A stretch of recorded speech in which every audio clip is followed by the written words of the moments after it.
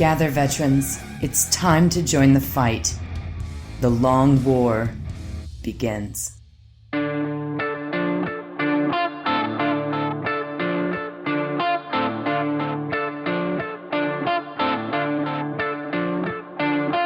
This is The Long War. I'm Rob Baer, and joining me once again are my partners in crime, Kenny Boucher, Wyatt Turk, and we have some special guests tonight, Magic Harpies Fly and Demeki from Dice Check. What's up, guys? Yo, dog, great to be here. Yo, what's up? Hello. Hi. Hot. Hey, everybody. Glad to be back. I had to put where you're from. I used to do that for Wyatt because I said from Jacket Club's painting, but then he got mad at me. No, and people asked me who Wyatt was. So yeah, I mean that was like my freshman year. Now I'm here. Now you all grown up. Yeah, I'm a grown ass man, dog. Did you have to do the pickle initiation? Oh yeah. No. Oh, he did. He just can't feel things down there, so you don't know. Wow. Okay, that's a conversation for another time. We're gonna have to go to PR. My cat's in human resources. Yeah, I was gonna say, who is HR in the group? Mike's the adult. Yeah, because I'm apparently HR in our group. What? No, we don't have an HR. That's what he said. About? Do you guys have a handbook? You gotta have like a company handbook. It's like a real thing. I had to pay a lawyer to make one. No, we just do wall-to-wall counseling. Dude, so like at the office that we're at, there's this huge poster next to the bathroom with all these like worker rights. But it's outdated by like 5 years or like 10 years or something. It says like minimum wage is like $8. And I'm like, what? Yeah. When I ran the shop, it's up in Round Rock. This is like actual GW location, right? Like we had all those posters from like OSHA and all that shit in the bathroom. They hadn't been checked since that strip center was built. And then like we knew it hadn't been inspected because there was like an electrical box that was like underneath the sink.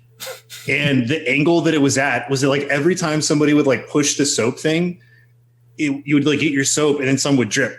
And so there's just a pile of dried soap. Yeah, then over the years, there was like this huge like stalagmite of soap creeping on top of this electrical box that was just in the bathroom. Like anybody could go in there and mess with it. I was like, I'm glad I don't work there anymore. that is dangerous. That's dangerous. Yeah.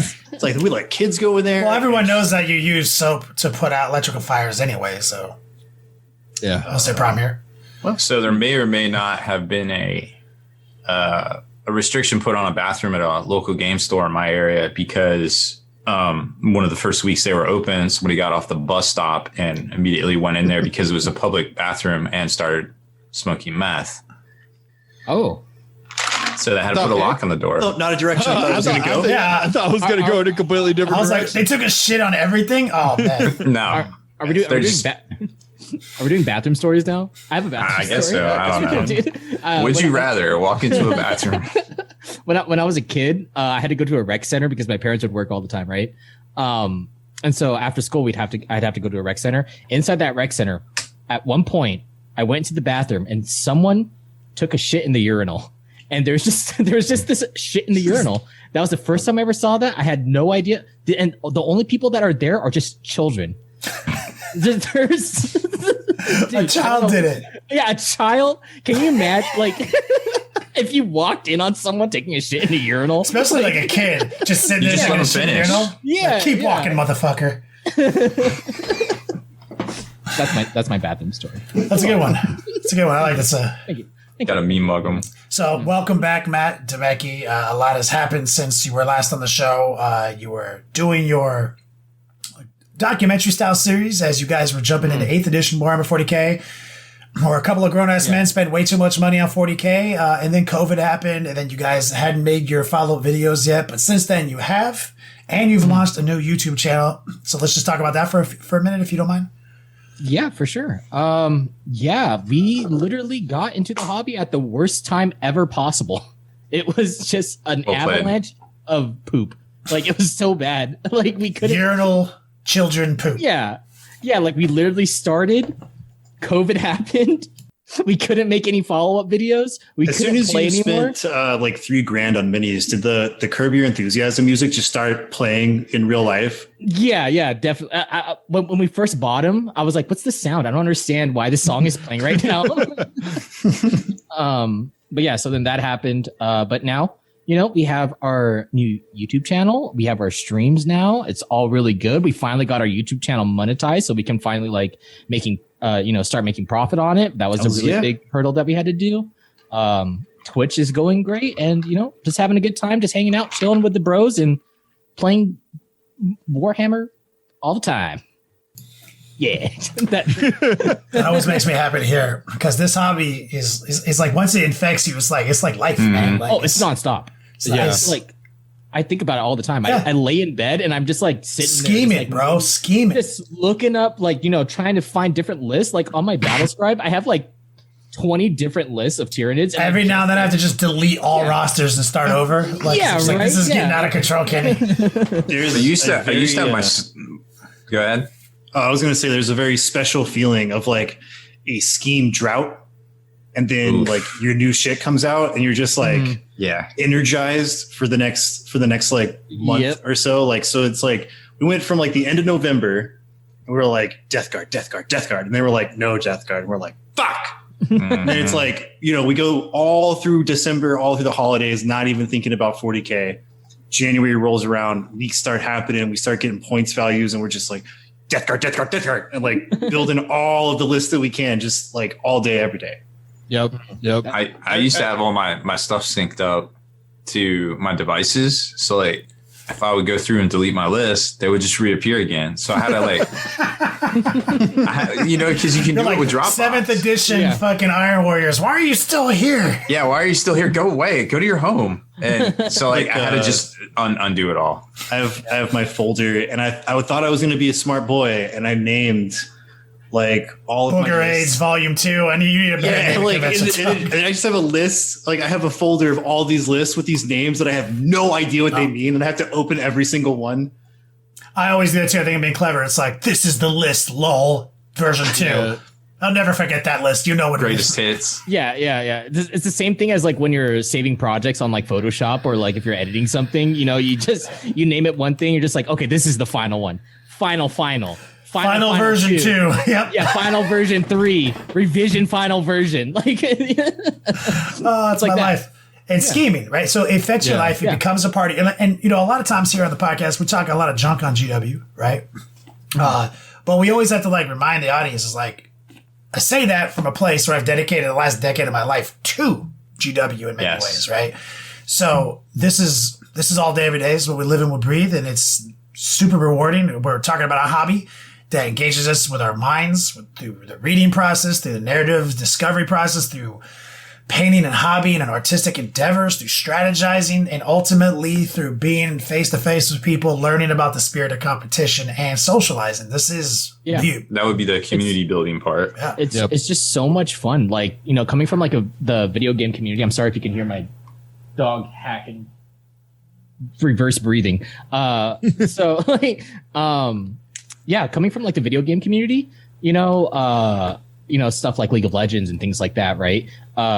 You can talk about it a lot, but it's not like super, super in depth, right? Because you usually just see like what's strongest, and then you just play that and you just keep playing it over and over again.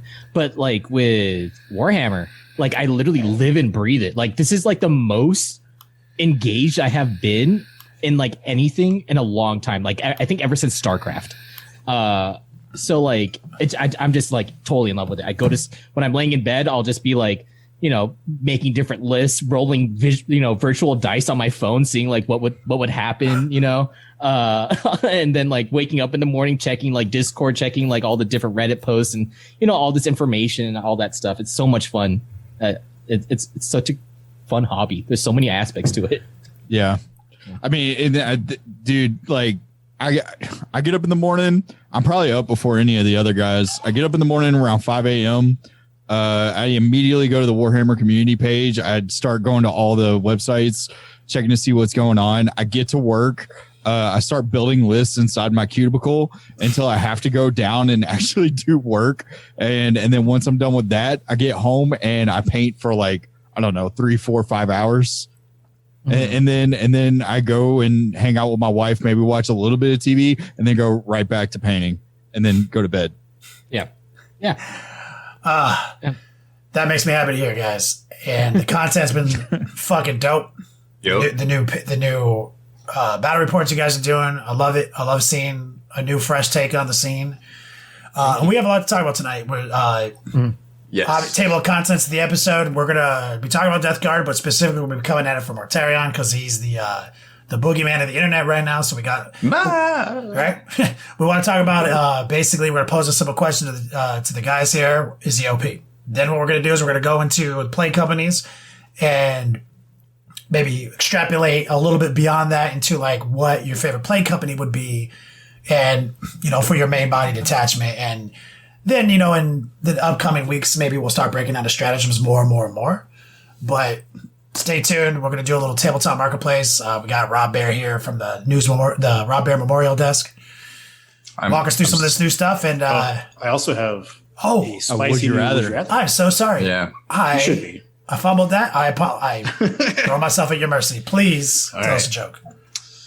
Would you rather have 5-inch long toenails and anytime somebody brought it up, you got super irrationally upset, or you had 5-inch long fingernails, but you had a smug superiority complex about it and brought it up all the time? I thought you were going to say I finally had a 5-inch dick, and I'm like, that's the one. I take that one. Yeah, I take that. Yeah, I take that 9 times out of 10. But I'm sure Rob has a smug like, oh, joke's on you, already have 5-inch toenails. And 5-inch fingernails. Best of both worlds. No. Well, hold on. How are the toenails rocking? Are they straight out or have they curled? Like, am I going to have to buy some type of special ass like clown shoe in order to walk around with these toenails? I need more. Well, you're information irrationally about the mad when toenails. people look at them, so I imagine you're doing something to conceal them. They're just poking out through the shoe. There's holes and they just go straight out. Like talons. I pick fingernails.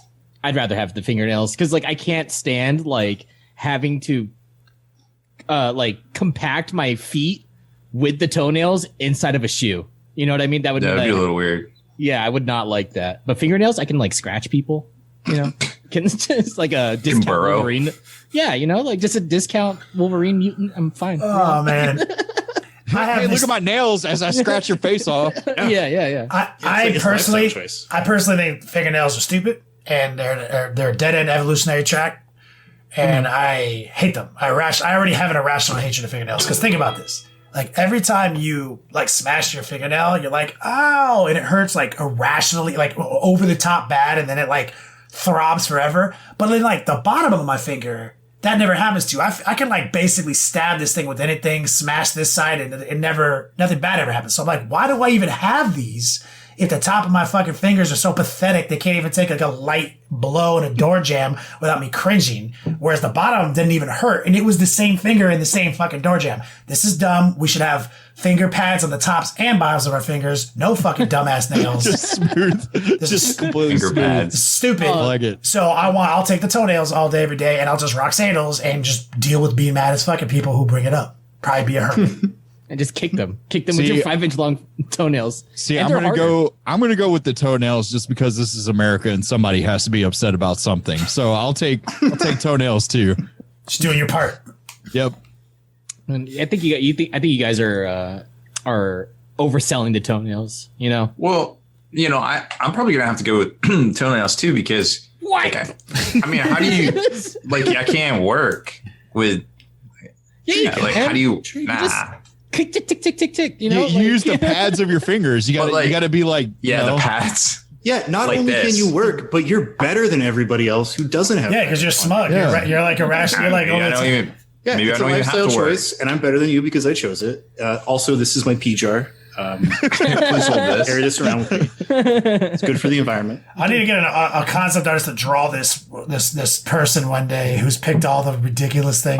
Yeah, all they wake up in the ridiculous. morning, they relieve themselves in their pea jar, then they have a whole jar of mayonnaise for breakfast. They go out and they're super smug about their long ass fingernails and they're just better than you. Oh, Dude, they poop spiders. They're at like the coffee shop waiting on their drink, just tapping the nails like this, Yeah.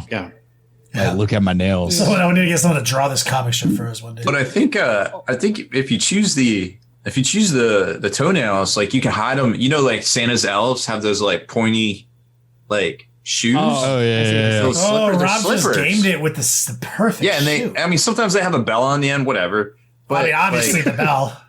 yeah. Dude, yeah, but like imagine like stubbing your toe on something, right? Because then that's the nail like going into your skin. That's gonna hurt. It's gonna hurt. Also, you can paint your fingernails and you're smug because they look so pretty. I don't know. Well, think about this too. Normally, like True. toenails are razor sharp. You could probably kill a person. My with your toenails 5-inch toenail. will break a can fucking kill nail s- clipper, dog. I can kill someone with my Lethal bare hands, weapons. Demeki. I don't need toenails. But if you had those fingernails, you definitely would introduce the fingernails into your raw dog killing somebody with bare hands. Yeah. Like, Exactly. I would just go at them like this. and you do you not see these fucking nails? You're lucky to be murdered by these. Yeah, I'm just like stab them multiple times with my fingernails. I can sharpen them and they look pretty, and then it's just like it's all around just good. You make a good argument, and if I Yeah. didn't already have it, like a really hot take on the evolutionary stupidity of fingernails' existence as proof that God doesn't exist, then you would have swayed me. But I'm just going to stick with my toenails. I think a headline "Death by Toenail" is better. Man dies by toenail. Yeah, I Florida click man that. dies. I clicked the shit out of that. Yeah. So that one came to you in the shower, Wyatt? Yeah, that was a shower thought. Are you looking at your toenails? And Yeah, you're that's like, what I was I need gonna to cut my fucking toenails, guys. No, I was shampooing my hair. I was just thinking about the would you rather. That's right. George in chat's like, y'all like endlessly scheming 40K lists. Wyatt's over here coming up with toenails and fingernails. Would you rather? That next level. Yeah, get on that next level. Dude, and then like no one can suck your toes because you have two like your toenails are too I don't want Like, that come on, anyway. dude. So another good reason to have fucking 5-inch you can't- toenails. bro, Demeki, you can't kink shape people, all right? What if people like their toes getting sucked? All right, you know? all right. Like, come have on, at bro. it. Have at it. Dude, I just don't want to stub my toes. My wife ever said, "Let me suck your toes." I don't even know what I would say to that. Hell yeah, I suck toes. I ain't too proud. I suck toes. I put a lot of things in my mouth. None of this is a problem. At least. I mean, I'm now obsessed with trying to see if I can put Mortarion in my mouth, just like Matt said earlier. Dude, the bigger the model, the harder it is to put in your mouth, and that makes me upset. What you do is you start with the base. Oh, if you can get your base around, if you can get the Yeah. base in your mouth, Because then you just pull the wings that's like in. a cat with their whiskers, right? They can't go through Yeah. door Oh, frames. It Right has here. to be. I have to do it sideways. Sideways? Oh, well then you do it like trying to move a couch in the door. You just go in. Everyone's got their own tactic and strategy. Dude, one day Yeah. Matt's just gonna have scars on his lips. He's gonna Like be the like, "You want to Joker. know how I got these Yeah, yeah. scars?" Damn, those are shaped it's a different story exactly each like time. Mortarion's wings. I'm going to say you put Mortarion in your mouth, huh? And then you cut your lips no. open so you Yeah. can fit it, right? Because you're fucking insane. So my father was a drunk and a fiend, and then I put Mortarion in my mouth. Hold on, can we backpedal real quick? Did your dad there make is- you do that? No, it's a different story. No. It's a different. It's not related. Two unrelated things. Yes. Two unrelated. All right, good one. Rob, walk us through some news, and everyone feel free to interject on this. So we got a couple guests here today. Let's do some professionalism here, because we're going to have a lot of time to talk about poop during the rest of the show. So today we're going to talk about Titans. I'll allow it. There's a new Titan out there. It's been spotted. A couple of preview pictures. It looks like it has a gun on its knee, a shotgun knee, I guess if you want to call it. There you go. We traced it back to a nice little sketch from an art book back in 2001. So it looks like from the size of it, we're not even sure if it's Titanicus or regular 40K yet, but they're basically intermixed at this point. There hasn't been one model that hasn't come out full scale or Titanicus or vice versa yet. So chances are it can be for either or both at some point. And it looks to be larger than a Warlord, but smaller than an Imperator, which if you're watching Just to live, clarify, we are talking Titanicus, right? we don't know. I mean, so you're saying like it could be both because obviously they mirror each other. I mean, this is potentially the first time they could reveal a Titan for both at the same time. They almost kind of did it with the Because Nemesis. they've kind of done it with, okay, this is actually probably what it is, right? Because they've already kind of gone through the Titan lineup. Right. So they did the Nemesis Warbringer, which is basically a halvesies between a Reaver and a Warlord. And now this new model looks to be a halvesies between a Warlord and an Imperator. And Imperator is the one with the cathedral on its back and dope. And we've seen the art for 30 years. GW should nut up or shut up. Give us an Imperator, you cowards. They will eventually. But for now, I mean, trust me, the Warlord Titan in Titanicus is $110, guys. It's on a Dread Knight size base. Look, I will play Titanicus with you $110. if we get a suite of fucking magnetizable, customized knee cannons. Like, I'm with it. Yeah. I want cannonballs. I need- want I need, OG like cannonball knees. Like pirate cannonballs. Yeah. Little wick, like little wick is burning on it and shit. I'm with it. Dude, or like the cannon from Pirates of the Caribbean, the triple cannon that like turned every time There it you go, shot. Flying Dutchman. I'm with That's that. his arm. He basically. Go old You're school. saying You guys remember Guts from Berserk? Of course they do. Oh, When he's the yeah. black swordsman, he has like the cannon arm and he has like the string in his mouth and he can pull it and the arm Yeah. falls down. I wouldn't mind if like the Titan had like that's how his knee was and he had a string in his mouth and he's just like opens up, blasts dudes in the nuts. Say hello to my little friend. No, he basically has that triple barreled arm, which is dope. Some sort of plasma joint. But What about a the rocket desi- punch? Not yet, but maybe soon. Just like that. Titanicus sounds a lot cooler now suddenly, so So fingers crossed for all that. There are some other previews. We've seen the kangaroos for the Illumina for Old Lords in Age of Sigmar. Those are the pointy elves. Can you imagine how upset our friends down under would be if the Kangaroo Riders got delayed, like everything else that's been delayed to Australia? Man. The irony. Well, That's so sad. it is. GW's, We always pour a little bit out for our Australian friends. yeah, it's pour tough some to get Fosters hobbies out in for our homies Australia. down under. But they just had a major tournament over the weekend. There was Yeah. big bunch of people there, and I was looking over the army list. I didn't realize they don't use BCP, by the way. They use the down under pairings because of the time difference, but it seems to work pretty well. Yeah. But anyways, There was a. Oh, I'm so sorry. Can I go talk for it. about that tournament real quick? yeah, Yeah. So there was like this really cool list that was in there for Tyranids. I think it was like really? it was in top 4, I think. Where they took Barbed Hyrule, which is the Forge World, one of the Forge World stuff, and they put it in Jormungandr because it has a 2-up save. Put it in Jormungandr, so puts it to a 1-up Jormungandr? save. Yeah, Jormungandr. Gander, my mom. It goes up to a 1-up save, and then he took a Malanthrope to give it -1 to hit, and then he took a Malscepter to make Melta's strength 7. So you're taking like your Melta weapons with hitting on 4s and like wounding on 5s against it. pretty hamstrung. Yeah, it was. Seems like a pretty good counter to something considered OP. Yeah, it's pretty Seems good. like this guy put some thought in on how to beat a list that if he couldn't beat, he couldn't win. So Yeah. Yeah. A lot of the good. Tyranid. We went over the Forge World book. The hero duels. They're all very good for their points now, and their stat lines are. I mean, just without all those tricks, pretty good. Yeah, pretty good. The side Tyraniddle. Oh, Yeah. woo, can't buy him. It's hard to find them, but woo, pretty good. Those and they're fun little models too. I mean, they're not little. They're I guess. I mean, they're objectively, they're small, like in real life. yeah, compared to stuff today, I suppose. I mean, compared to like everything else in real life, like they're Yeah. still small. Yeah, I just bought like 2 Demacarians off of Troll Trader.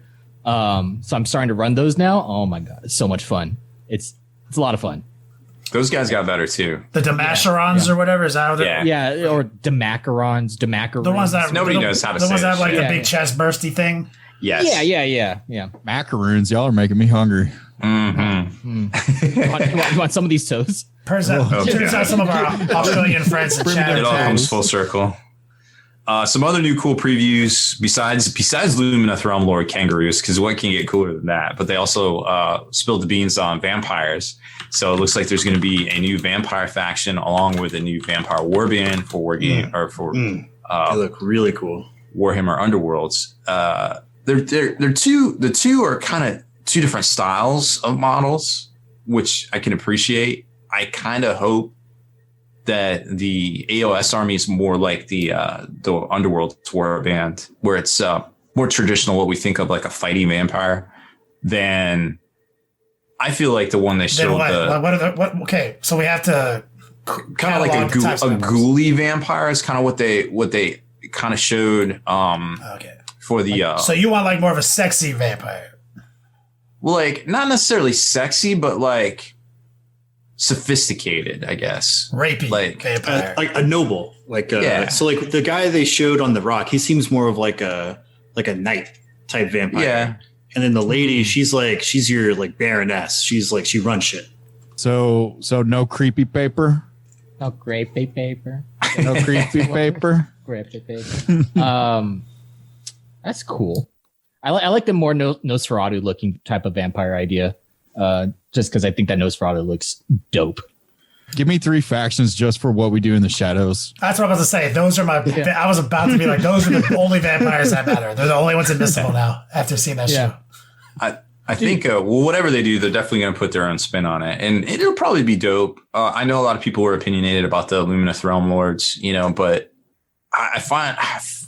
I might eat my words here, but I feel like it's really hard to screw up vampires, but we'll see.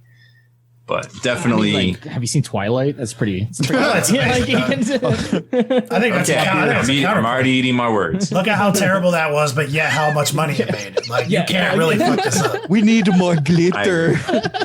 Twilight. I want to look like Twilight. I don't think these vampires are gonna sparkle. But we'll see. I don't know. If they don't sparkle, I don't like them. That's it. Dude, you're giving me an idea now. I might have to get into Age of Sigmar and build me a fucking glittery vampire. Get some of them color shift paints.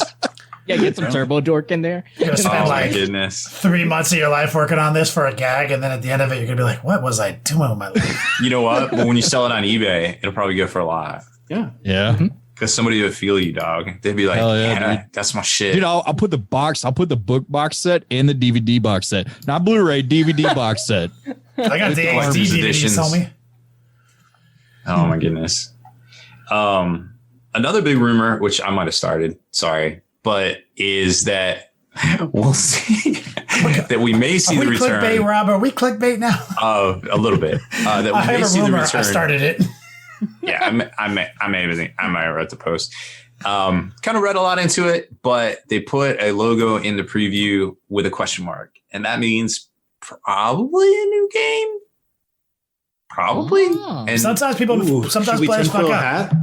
I mean, Rob will literally read whatever you put on the teleprompter. So I will. I don't know why. I don't know why you guys put stuff on the teleprompter. Blood Bowl 40K question mark?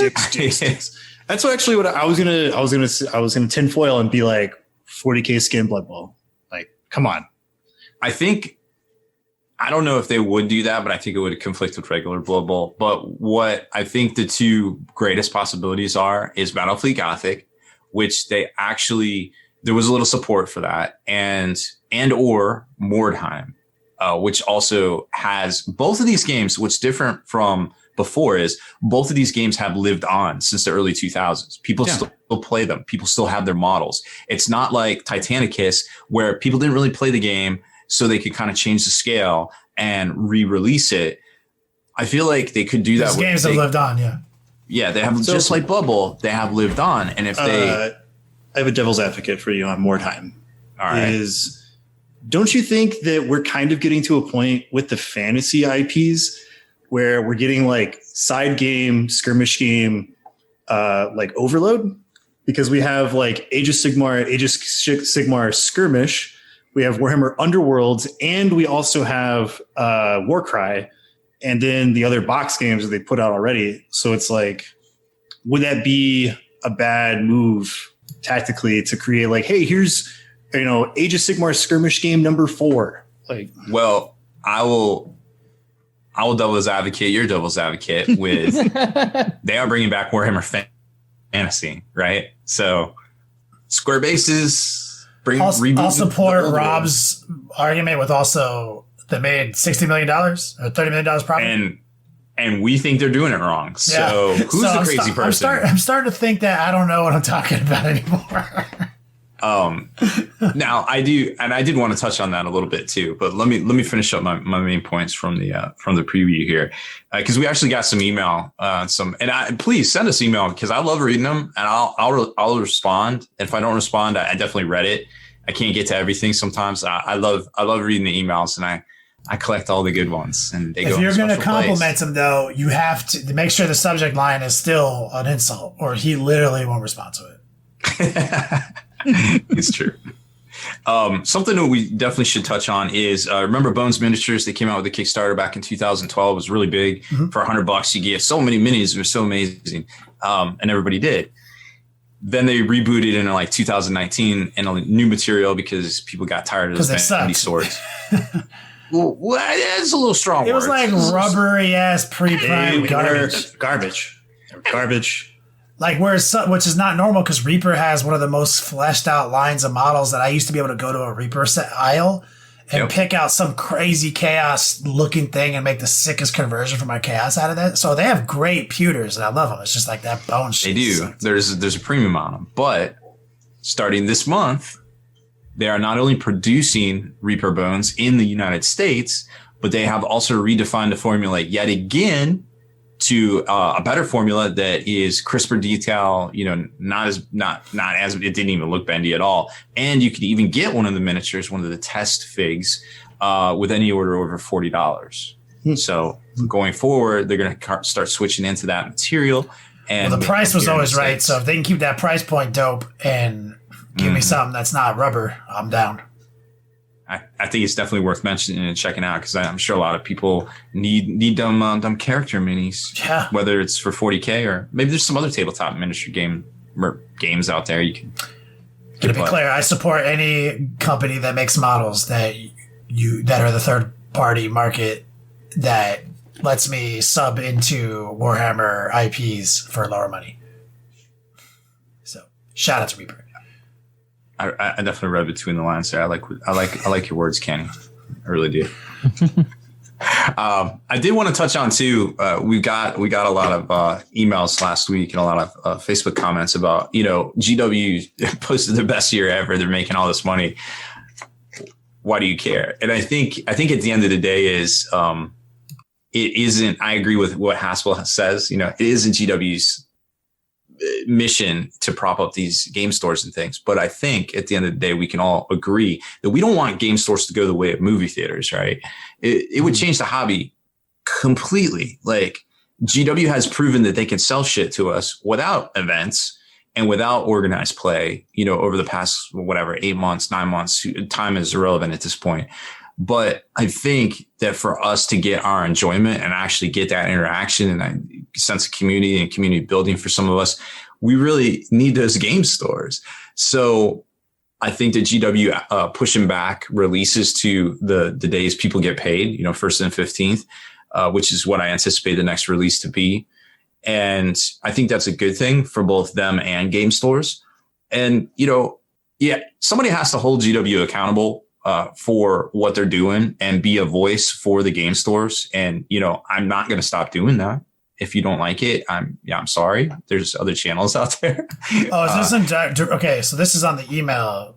So you're getting emails about this, is what you're saying? Well, I've gotten a lot of feedback about it. Like a lot of people agree, but a lot of people, they just want their stuff. They don't care. But at the end of the day, I think you got a big picture. I think you have to be responsible about it. Like, yes. I freely acknowledge that it's not GW's responsibility to keep game stores from going out of business in a global pandemic. Acknowledged. Right. This whole point, though, the point of your editorials are that, like, but what if they did? What if they did care? What if they did take that on as a responsibility? What would that world look like? You know, like, I mean, I think we have to be, I think they should, if they're not already, but they have a lot of stuff going on. You know, they're trying to put out releases globally, synchronized. you know, in all these places. I had an analogy. It's a huge task. I talked to one of our friends the other day, you know, because during all this COVID shit, you know, there's different stimulus packages, things that are helping people not go to business, and then other people like not getting help. Then I had this like epiphany about GW allocations, right? It's something that Haspil said where he was like, oh, I mean, like if they only have this many units because of reasons, would you rather them give everyone some or some people got none? And I didn't really have an answer to that. But now as I think about it, I was like, I'd rather some people get usable sums of money that would keep them from going out of business than everyone getting a useless sum of money and not really helping anybody. So that's the hard decision, right? So right now it's more like I'm staying out of it and I'll just give everyone some. No, I'd rather you look at the data, look at the spreadsheets, figure out the numbers and dedicate some leadership to it and take the hard decision, the hard route, and actually give out usable sums of product that would sustain game stores. It would fuck other game stores, but honestly, giving a game store a useless sum of product that they're not going to flip anyway and pay their bills, it might as well be zero. So give them zero so that you can actually put the product in the right places so people can just create a system, create a department for that, create a new initiative. I don't know, like.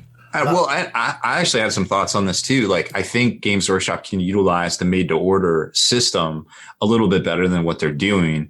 We saw it with Indominus. Like, there was such, harsh opinions about Indominus that they opened up a made-to-order. Stores could get in on that, and so a lot of them did, and it hit the store shelves in December or late November, early December. But I think a way that they could do, and again, I'm not privy to all their information. This might be completely not even obtainable. But I think if they perhaps put some made to order things up, like special editions or a box set, like kind of like what Hasbro did with Hero Quest. They're like, yo, here's Hero Quest coming back. We'll put it on pre-order. If we get this many orders, we'll make it, dog.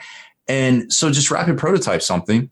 Hey, we're going to re-release second edition 40K. You're going to get the Orcs. You're going to get the Marines. You're going to get the old second edition rules if you want to play it. You're going to get new 40K rules for the two guys in here, the two characters, whatever. It's going to be dope. Just buy it. And made to order it. If we sell 10,000 units, it'll be out in 120 days. And open it up to stores, open it up to themselves, of course. And it'll be the hypest, most dopest thing. And then they can work it into their workflow and their, flow of materials, their logistical like in and outs. I don't even begin to know what's going on with that lately, and figure it all out and make it work and get it out the door and do it again.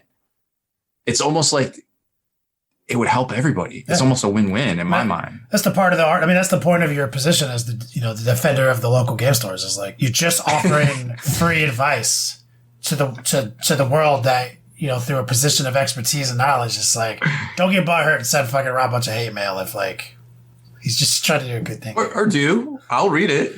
Or do, especially if you got a spicy meme attached to it that you custom curated with a picture of Rob Baer from his Facebook page. He's got a lot of good ones on his Facebook page.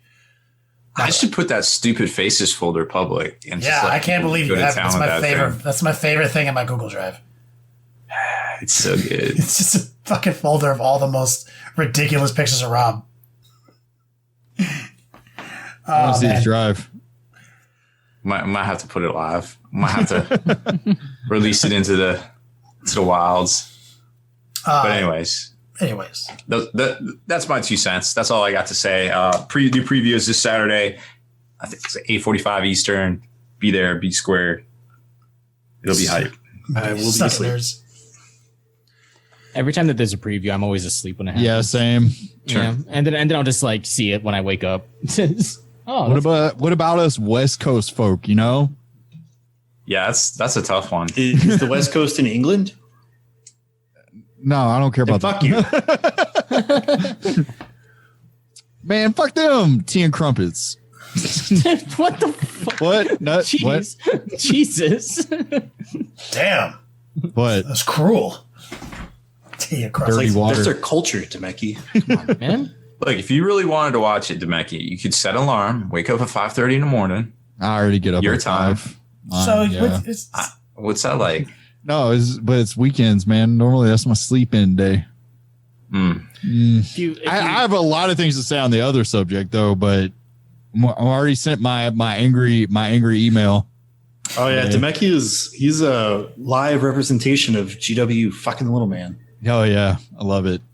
Third order between the Space Marines Necrons release and then the Deathguard release coming up that my order hasn't shipped. I had it sent to my local GW store. They're a little behind right now. They are getting caught up from what I can tell from, talking to a lot of store owners, just finding out how much of their orders are actually coming in and what kind of time frame. They're getting back to a restock of about a week. Yeah. A lot of Forge World got pushed out this week too to folks that had outstanding Forge World orders. So, so check your emails. Yeah. Well, I mean, the other thing was too is that what ended up happening was I called the manager of the local store here. I was kind of like, "Hey, WTF? Like, it's a pre-order. I pre-ordered expecting to get it for Saturday, and it didn't ship." I was like, "Well, do you know anything?" I don't know. And he was like, "Well, I'm getting my order in today. I can work something out with you." And I was like, "You know what? Nah, it's fine. I'm going to go to my other local game store, non-GW, and just probably get it from them because I had already pre-ordered through them back in November." Then they called me right after that to let me know, "Well, we only have 8 books and we can't hold one for you because that would be unfair. That wouldn't be fair. So I have to get up early and head over there right when they open to make sure I get my book." Could just Venmo them ahead of time. That's weird because stores were allocated 30 Deathguard codexes if they got their order in on Monday. They only got 8. That's what they told me. It's happening. Pretty straight from me. Right after this podcast, I'm going to have to put in some orders to Forge World because all the stuff is back in stock. So nice. I'm about to. Hey, will you buy me another? Tiger Shark, please? Fuck no. Tiger Shark's nice kit. I was really pleasantly surprised with how the Ares went together construction wise. Like they really thought that one through. You ever gonna finish painting that thing? Yeah, it's pretty nice. The Tiger Shark. Hey, you're almost there. So to address Kenny's comment, Kenny doesn't have a calibrated eye. And unfortunately, in the picture he saw, he thinks there's a line there that isn't there. No, I think that you failed to highlight it. If it was there, I would have painted not only on the Ares itself, but the 9 other tanks that look similar to the Ares that have a similar style that I didn't paint because it's not actually there or paintable. I threw him under the bus on my Twitch. It's a global conspiracy. We need to get our conspiracy people on this. we need. I was super butthurt. I'm gaslighting this right now, and I engineered this hyper good burn on the live stream, and he threw the pictures in the whip, and then he was gone. He wasn't there. So I was there. I was listening the whole time. So you just chose not to respond so that it would undo my burn. I put a lot of brain power into that. I'm disappointed in you. And then like 12 hours later on Facebook, he comments to it. I'm like, man, fuck you. I just slid it in like it was nothing. He did. He let other people say some things, and it was just like, oh, we're just talking about a new subject now. Oh, by the way. Got him. Fuck my brain up. You want to talk about Deathguard real quick since we got some things to talk about? Oh, yeah. Let's do it. All right, so we've got Matt Demeki on. We've got pictures of every page just about of the new Deathguard Codex. We've seen so much, and so much has occurred, multiple articles. And rather than going through everything right now, we're going to have the real book here soon. Let's talk about Mortarion first, right? Because that's the hot shit on the internet, right? Mm-hmm. And when I say the internet, I'm not just talking about a collection of tubes on, that interconnected tubes in the world. Yeah. No. I mean, like, the same group of people who thought that, like, Deathguard was ruined because of Disgusting Resilience, who now also think Mortarion's OP and the worst thing and most broken thing ever. So, let's just throw a question out there to the crew and let everyone take a turn answering it real quick. Mortarion, Primarch of Demon, Allfather of fucking Mothman everywhere. Is he OP and broken beyond repair?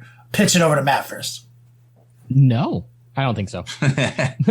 Just straight up no. I think that a lot of his abilities are really good. And I think that when you bring him with the entire Deathguard army, I think that he provides a lot of stuff, but there's a lot of armies that can still deal with him. It just might take a lot of effort, right? Still got AdMech. You play Tyranids as your primary, right? Yes. That's your first love. Have you put any brain power into figuring out how to interact with Mortarion with your nids? Yeah. So we've been on the Tyranids Discord, we've been shopping different ideas of how to deal with Mortarion, and Deathguard in general, because a lot of our stuff, it's pretty hard for us to deal with -1 damage when a lot of our stuff is like 2 damage or D3. But to deal with Mortarion, and I'm going to sound fucking crazy, the tinfoil hat, the Harridan, the Forge-Rolled model, the Harridan, the Lord of War, 34 wounds, T8, -1 to hit, and he has like 16 shots of AP3, flat 3 damage. Also, you can bump it up to 4 damage. In melee combat, Mortarion can't one-shot it. And then on top of that, his damage output is like flat 6 damage in melee attacks. So you're still dealing 5 damage in melee. You get 4 attacks, but I think it's 5 attacks or something. Hitting on 3s. If you give it Dermic Symbiosis, you're also doubling your wound bracket, so he doesn't stop hitting on 3s until he's down to 8 wounds. The whole way through.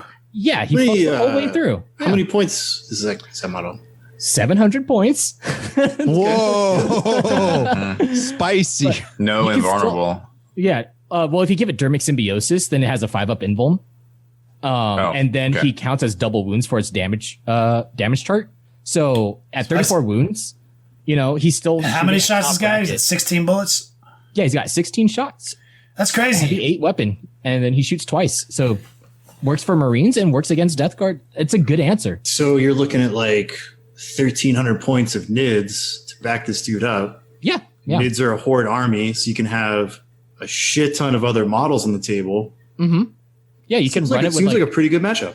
Yeah, you can run it with your other Chronos detachments to keep shooting out, your Exocrines and your Hive Guard. You can still also run 3 Demacarians in that list still and fit them in with Swarmlord. There's a lot of options. See, and I like that you put thought into how to do it with a model that you want to fucking use too. Yeah. That's. So you're saying on paper too. So it's the reason I was asking points and I specifically said 1,300 is because that's the difference. So you're basically building a 1,300 point army. Mm-hmm. You have Mortarion on your list. He's right about 500 points. So you have a 1,500 point army. Now, just, basic in my head estimation, with what we can slot into a 1,500 point army and what you can slot into a 1,300 point army, that's going to be really hard for the Deathguard to deal with because we may not have enough attacks or enough bullets to deal with all of those bugs backing up this Harridan who can go toe to toe with Morty. Yeah. Yep. And he still works out against Marines. It's still a Marine killer. You're wounding Morty on 2s because it's a strength 10 gun that you can get +1 to wound on. You don't care about rerolls anyways, so it's fine.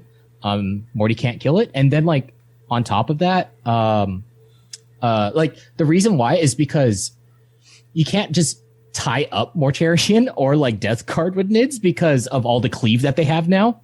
So you put your Gauntsic up against Morty, he's still going to kill 20 of them, right? It doesn't really matter. You can't really tie him up, and he has fly, so you can just go over them. But the Harridan, I think it's a good answer.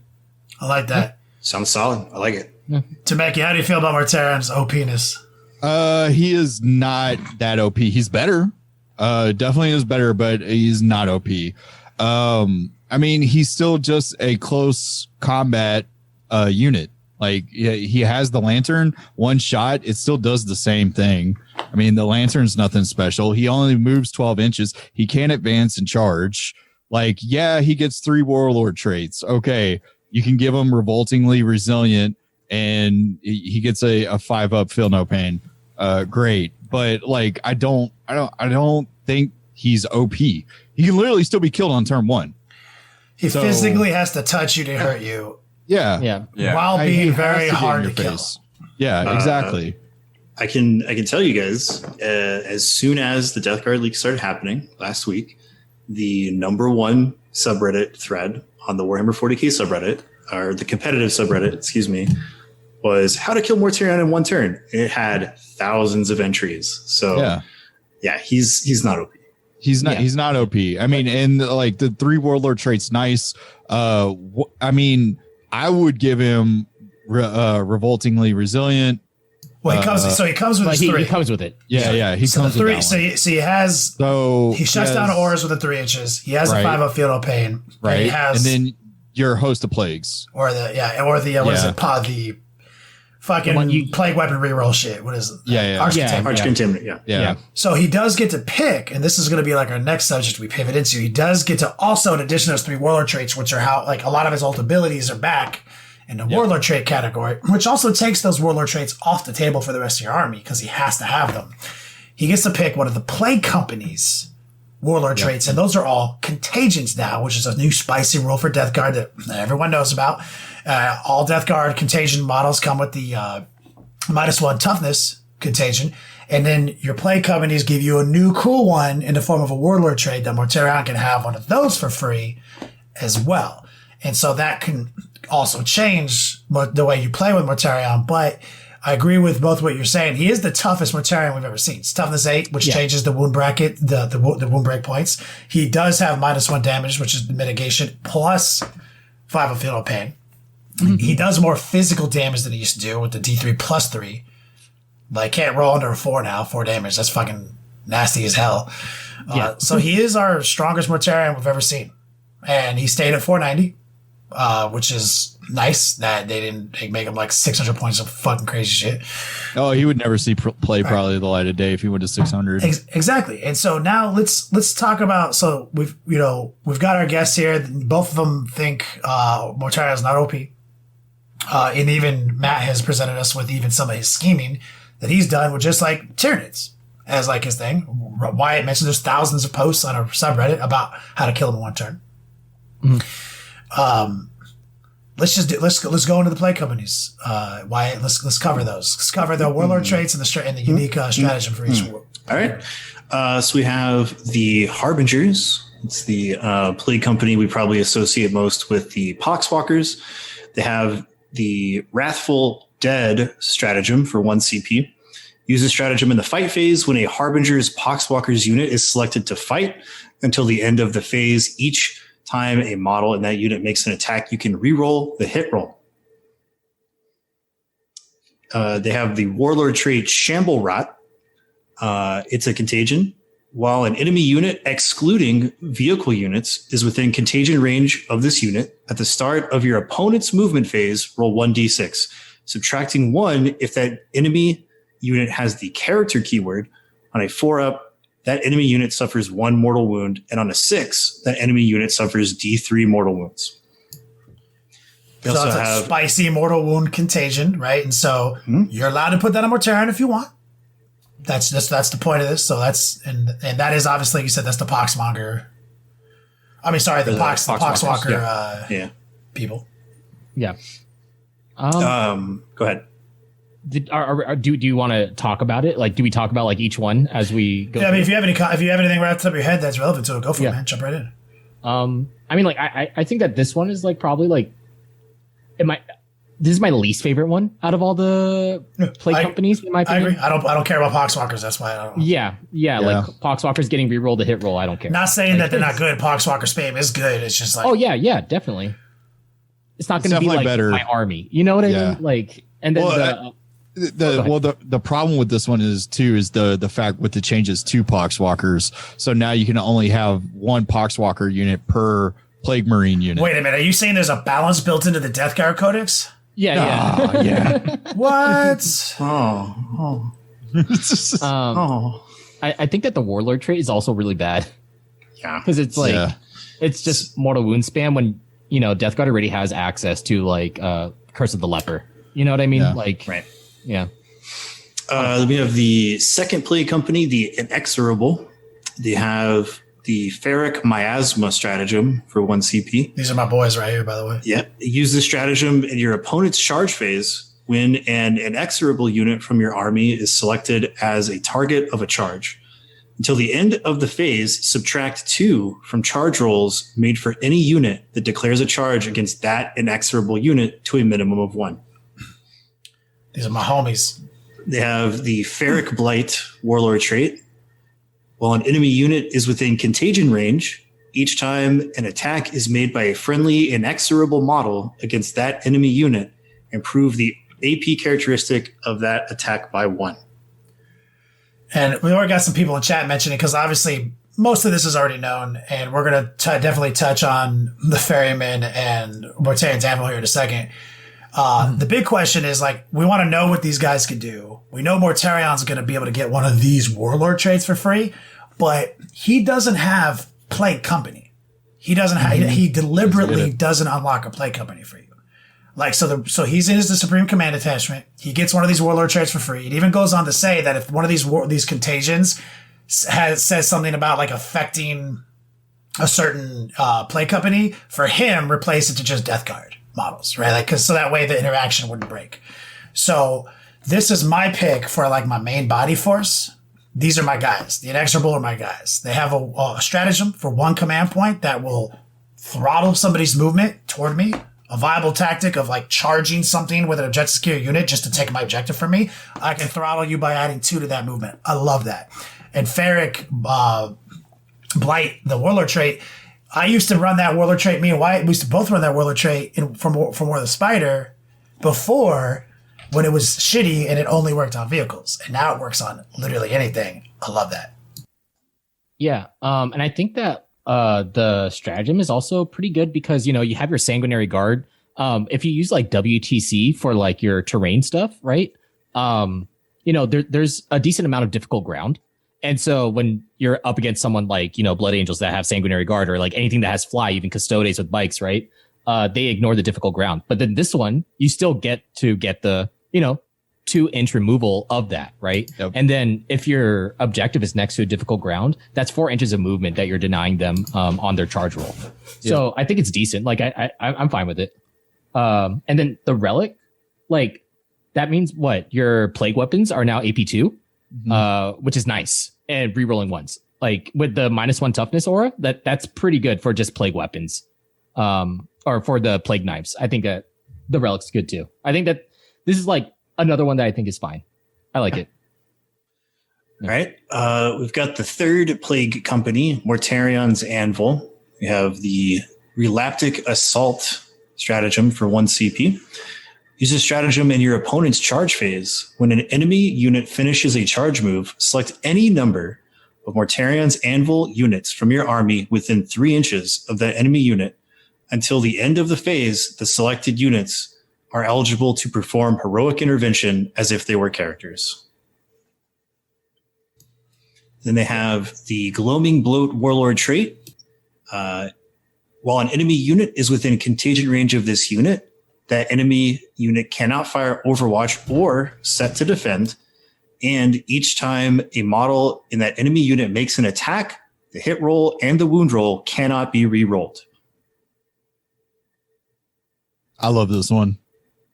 I like this one a lot. The fact that you can turn off Overwatch and Set to Defend, or Set to Defend, but shutting down the rerolls. This is the rerolls. This is nasty, huge. Right. This is really good. Me and Wyatt, like the.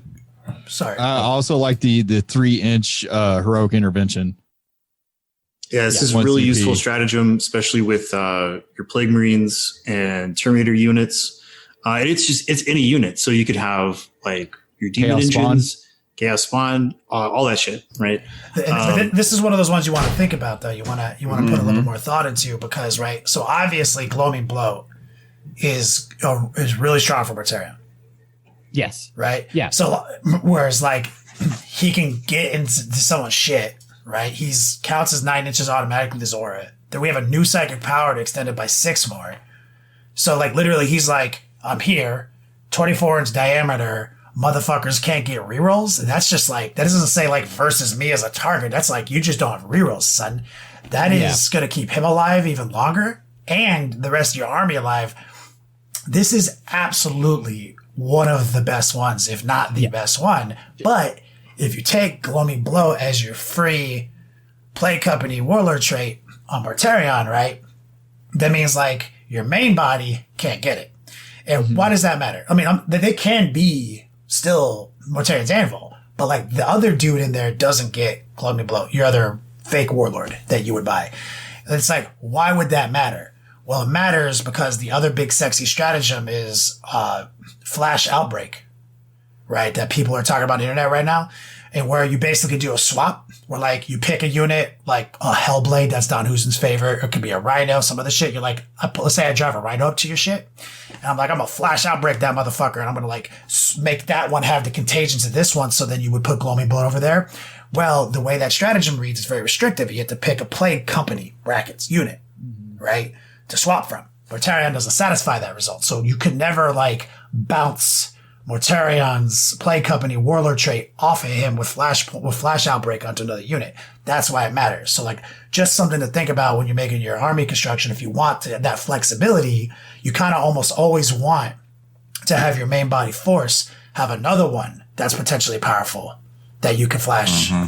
Yeah, definitely. That is a good point. So I actually think that this warlord trait on Mortarion is going to be the one with the most longevity. We're going to get into the ferryman here in a second, but the ferryman one is really, really good, like out the gate on paper, right? It's that 100%. Thing that, yeah. So like every time GW comes out with rules stuff or they tease, they always give something really spicy where like any brain dead person can be like, that's fucking dope. Right. So the last time we got some Deathguard stuff was the Poxmongers with the Ironclad Furnace, where it was like all demon engines next to this dude get a 4-up invul save. Right. So it's like really easy to make a connection where it's like, well, I can put a Demon Prince with this relic and then put 9 Blight Haulers around him and just like roll the fucking table. Right. Stupid easy. So when we see the one with the ferryman, you'll see why. But I think that this one where it denies Overwatch or Set to Defend and denies rerolls for the entirety of his contagion range is going to keep him and more units alive in the long run as people figure out how to deal with Morty effectively. Yeah. I think that this is really good. The way that I like it is with Mortarion, I feel like you can bring Mortarion just like by himself and like soup him with other chaos, like especially chaos demons, and he still works completely fine. Like he loses the -1 toughness, but he doesn't care about it anyways. What I like about this is that you could run this with something like, Slaanesh, right? With chaos demons, and put in like, what's it called? Another patrol of K-Suns with warp time. Do you not lose access to the contagions if you soup? You only lose Nurgle's gift. So by only losing Nurgle's gift, you only lose the -1 toughness, but you still have your contagion aura that you can still use this warlord trait on. So like if you have Slaanesh and you have warp time, you can sling Mortarion up 24 inches, put him in range to deny all rerolls. Pop the psychic power to make it 12 inches plus his base. So it's like, 28 inches, right? And then you also have Slaanesh backing him up. So then that also helps out Slaanesh from surviving a little bit longer in melee combat against stuff that does rerolls, like your lightning claws or like, your small damage or your small arms weapons type of stuff, right? So I love this. I think that's like one of the good lists that you can bring with Mortarion, where you don't even have to run the rest of Deathguard. You could just literally bring Mortarion and have him back up another army, and then you can also run Death Hex as well with Mortarion. Yeah. And it also opens up some interesting army builds. Like Kenny and I have talked about doing like Mortarion and just like raw dog demon engines with the Greater Unclean One and Nurgle demons, because we have that interaction that's still there with the Doomsday Bell relic. Yeah, the Doomsday Bell. So it's like, oh, I have this unit of 3 Blight Haulers. Oh, you killed one of my Blight Haulers. And then he's like, nah, and just raises it back from the dead. And they keep on doing what they're doing. And you don't really care about the -1 toughness because the demon engines are so tough and so like brutal by themselves. You don't need that on top of it. So it's like, exactly. Yeah, I don't think that the -1 toughness is like super vital. -1 toughness is poor man's Veterans of the Long War, right? Because it's all about it's wound break point still, right? So like sometimes when the strength and the toughness match up, it is +1 to wound, and then in this range it's not, and then in this range again it is. So it's a really situational like buff that you have to decide how to take advantage of, but it's not even remotely as necessary as like Glummy Blue. Yeah. Like when he brackets, it's not even bad Like No, he loses. Like it's movement and attacks now, right? Or yeah. His weapon skill doesn't bracket. His attacks don't bracket. All in all, I think it's great for like Mortarion is a great suit character. It's like Magnus almost. Yeah. Agree. No, and we'll move on to the next one, but like Gloaming Blow, because like as we were saying, because Wyatt made a good point about how like, oh, the Ironclad Furnace, everyone was dick hard for that. That's the only way to make lists. And then later, like, you know, you really saw like it wasn't the only way. I think if you weren't allowed to see Mortarion's biggest strength right now is that he gets to pick this warlord trait in the first battle round. Yeah. Which means you get to see your guys' army list, you get to see his setup, you get to deploy your fucking models, and then I'm like, what's the best one? Yep. If you weren't allowed to look at all that first, and it had to be in your army list ahead of time, there's not even a discussion. Gloaming Blow all day, every day. Yeah. That's strong. The amount of utility that Mortarion brings is really, really nice. No.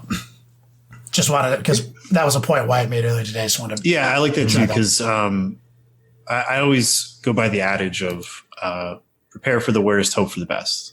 Right. Yeah. So one of the things that we have seen in the Care Bear blogosphere is that people are already crying about Morty, even though they shouldn't be. And then the other thing they're talking about is that he can choose this fourth warlord trait at the start of the battle. Right. And nobody else can do that. In the previous edition, you got to choose your relics, your warlord traits, and your psychic powers after you saw your matchup, right? After you knew what you were getting into. Now we can't do that. We have to put that in the list building part of playing the game, and you have that for the whole tournament or the whole day of casual play, whatever it may be. Yeah. Whereas now it's just like, I'm playing Harlequins, and he's got this and that, and it's like, ooh, he's deploying this way. And so then you have all of this extra like wiggle room to choose what was really going to help you out. And I have a, educated guess based on the 40K community going way back and how people are reacting to this, that there is probably going to be no small faction of people that want this to change or are going to try to kind of rules lawyer their way into being you have to pick this during the list building or phase. just simply getting TOs to say all things like that are done ahead of time. It might change. Exactly. Get used to it. Yeah, they can always determine it. That's the other main reason that I think that the Gloaming Bloat is going to be the way to take him, because if you do not have the luxury of choosing, it's clearly the best one for keeping him alive on the table the longest so that he can do what he do.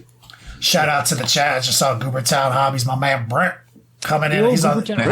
Why is he over on? He's over on HoboTube. Of course he is. Get on Twitch, dog. That's where the action is, bro. We're over here simul streaming. You're over here on YouTube. Goobertown, hi, I love you. Everyone loves him. He's the most fucking interesting man in the hobby, dog. He's so pure. I love him. All right, let's get into the wretched. They have the stratagem Sevenfold Blessings for 1 CP. Use the stratagem before the battle. When you are mustering your army, select one Wretched Psyker from your army. That model knows one additional psychic power. And once per psychic phase, you can reroll one psychic test. Pretty cool. They have the Warlord trait Eater Plague. While an enemy unit is within contagion range, each time an attack is made by a friendly Wretched model against that enemy unit, an unmodified hit roll of 6 automatically wounds. I look at that one all the time. I'm like, man, I wish I could take more of these. I wish I could take more. That's a handy little thing, right? Like it's nice. I kind of like this one. I mean, but this also reminds me of the old stratagem that we had before, right? Where it was 2 or 1 CP, and then with plague weapons, every 6 was a automatic wound if it hit. Is that what this one does exactly right now? A hit equals a wound? Yeah, 6. Yeah. Unmodified hit roll of a 6 automatically wounds. I mean, there's a tiny couple of situations where, but it's not the money shot. This is this is just man, I wish I could take all these. I wish they were all stratagems, right? But then we're going back to that way of playing, right? Where I'm just going to build an army around my stratagems again, which this codex certainly is not that, right? Yeah. This is about abilities, tough units, some limitation on what I'm allowed to select, and then using the stratagems that are very conditional to achieve the goals I want. Every time I have a feeling like that, I'm like, oh no, that was when I had shackles on. I wasn't free to pick what I wanted. I would pick the rules and then the models and support those. Now I'm making models and figuring out how to win. I like that. But Wretched, I can also see this probably being used more frequent if someone's running a battalion. Yeah. For Deathguard, because our only other options for HQs after you pick a Lord of the Deathguard unit are sorcerers and Terminator armor and the malignant plaguecaster. Yeah, and in that case, you're going to go for cheapness, so plaguecaster all the way. I do like the relic to this one though. The relic's kind of interesting. Me too. See the Demon's Favor. It's for a plaguecaster only. Each time this model successfully manifests a psychic power, if the result of the psychic test was 7 or more, the closest enemy unit within 12 inches suffers D3 mortal wounds. Otherwise, the closest enemy unit within 6 suffers 1 mortal wound. Yeah. So like you can like if you're a psychic. To Mackey's point, unit, Yeah. It's pretty good. I think it's fine. You can you're handy, double bro. slide off. Yeah. And then we go to the Poxmongers. Oh, the mighty have fallen. Oh, yes. We have Bilious Blood Rush for 1 CP that makes a return, but it is changed. Use a stratagem in your shooting phase when a Poxmonger's demon engine from your army is selected to shoot. Until the end of the phase, models in that unit can make attacks with blast weapons against units within engagement range. Each time a range attack is made by a model in that unit against an enemy unit that is within engagement range of their unit, add 1 to that attack's hit roll. And then they have the Sanguis Flux Warlord trait. While an enemy unit is within contagion range, subtract 1 from the leadership and subtract 1 from combat attrition tests. Yuck. And then the Ironclad Furnace makes a comeback, but it's been nerfed. Basically lets you have 1. It was nerfed in the way that all these types of things were nerfed. It goes to so 1 unit. instead of all, you select a demon engine in the command phase, and that demon engine gets a 4-up invul save. It's the way all of them have been nerfed, and we knew that was coming. Yeah. This one, I still see a lot of people are going to take this if they're going to run Plague Burst Crawlers. Yeah. Mainly to use the blast weapon. That like the Bilious Blood Rush. I actually think it's a little bit better than it used to be. It used to be like you could fall back and still shoot, right? Yeah. Whereas this one, it's like one of the issues we had with our demon engines, like the haulers and the PBC, was that like some of our good weapons were blast, and if you tied them up, they would just have to shoot with like their poopy weapons. And now you can just be like, boom, mortar to the face, boom, like grenades to the face, like all that type of stuff. I kind of feel like, one of the weapons for the PBC that people just didn't use as often, or I felt like they didn't use that often, was the plague spear, because it was at user strength. Now it's been changed at 6, but it used to be. It used to be 7, good. and then it would bracket the 6, and then the 4. Yeah. So now it's just straight up 6. Yeah. But it's an auto, it's a flamer pretty much. And I thought, that was really good for them. Well, and 6 is a good one because that really does work with the wound breakpoints of the -1 toughness bubble, because most vehicles are toughness 7. So it used to be strength 7, so it wounded those on 4s. Well, now if you're toughness 7, you're 6, and it's going to still wound you on 4s. See, it's one of those weapons that they obviously put some thought into. I love the double spear. Yeah, and then like for the stuff that you really want to give the old smackaroo, like your intercessors, it's wounded them on 2s now. I'm glad that they did change the stratagem, because I did find myself during the tournament with the Plague Burst Crawlers, even falling back. I couldn't fall back far enough to use the mortar. It didn't move fast enough once it got bracketed. Yeah, no, this is better just because now we have a new mechanic. We can blast fools in combat. This lets us do it. Yeah. And I can do. You're right. I do see people. I still see this getting play. 100%. I also, I kind of also like the Warlord trait. It sounds a little bit bad, but like, okay, like, you're subtracting 1 from the leadership characteristic. Again, leadership. I mean, if you're taking them, you're taking the Warlord trait. You're not going to fuck around and not. Yeah. So like, you subtract 1 from the leadership characteristic, right? And then you have the, your Terminator is also subtracting 4 as well. That's -5 leadership, and also -1 from. You're right. Especially if you put this on. If you're taking like 3 Plague Burst Crawlers and a Terminator hero, which You should, because the Lord of Contagion and the Lord of Virulence are going to be like our go-to HQs from now on. Yeah. You give them the Ironclad Furnace because they can take it, and then you can just select one of your PBCs to be stronger than the other ones, and you can do some wacky shit with that by forcing your opponent to make bad targeting decisions. Yep. And then when he gets in there and gives him the bad touch, it's like, oh, -5 to your leadership, homie. Yeah, and it's not Well, like isn't it -1 to the leadership and the attrition test is like the double stack? Yeah, and then except the other that a one lot is of the, -4 to your leadership characteristics. So isn't it like technically you're -6 in some situations? Only if you don't ignore modifiers. Yeah, only if you're a not lot of Space elite armies, like Space Marines be -5, but other people be 6. I was speaking in context of like the intercessor analogy, but yes, you are totally correct. He fucks. Right. Yes. yeah, fucks. like yeah, you know, like you kill one Space Marine at that point, like then like you're at 2 leadership Yeah. at just off killing one Space Marine. Like that's nasty. And then like, you know, this could be against like Blade Guard vets, you know? So like, you know, your big models that are, you know, the big units that you don't want to deal with, like that's nuts. If you're taking Poxmongers, yeah, I mean, 100%. This is you're right. It's useful I actually. still think it has like there's a couple of lists that I've built with like a heavier emphasis on demon engines, and I could still see myself trying this out a number of times. All right, so let's get to the ferryman because that's kind of what everybody's been talking about.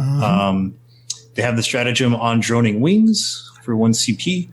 Use a stratagem in your command phase. Select one ferryman fetid Virion model from your army. Which are the elite guys? Yep. Then select one of that model's aura abilities. Until the start of your next command phase, add 6 inches to the range of that model's selected aura ability to a maximum of 12 When I first read it, inches. my penis got so hard, but then I read it, then I found out what that unit was, and I was like, oh, it's not as The still only good. the only one there's 2 models I could see this being very useful on. One is the Foul Blight Spawn for his like close combat stinkiness, and the Biologist Putrefier. The reason I don't bring up the Surgeon. Plague Surgeon is because like if you're bringing Morty, you get a free relic anyways, and you're just going to give the Fugaris helm to the Plague Surgeon. So it it's already like, just adds 3 inches to the aura, so it's like yeah. Yeah. Then they have the droning as the warlord trait. the one. While an enemy unit is within contagion range, at the start of your opponent's movement phase, have that enemy unit's move characteristic until the end of the phase. And I love the classiness of that wording. Having their characteristic. This is another instance. We have a lot of characteristic modifiers. That halves their characteristics. So the new number is 3. So any other interaction they have is off of that 3. Yeah. So like difficult ground and things like that that throttle you move even further. You could possibly put people in situations where they physically can't leave engagement range with this. Yep.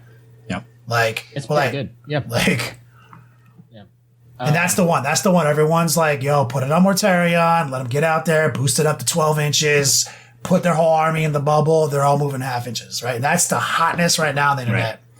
And what do you guys think about it? I like it. I think that what would be nice is that you can flashpoint or what's it called?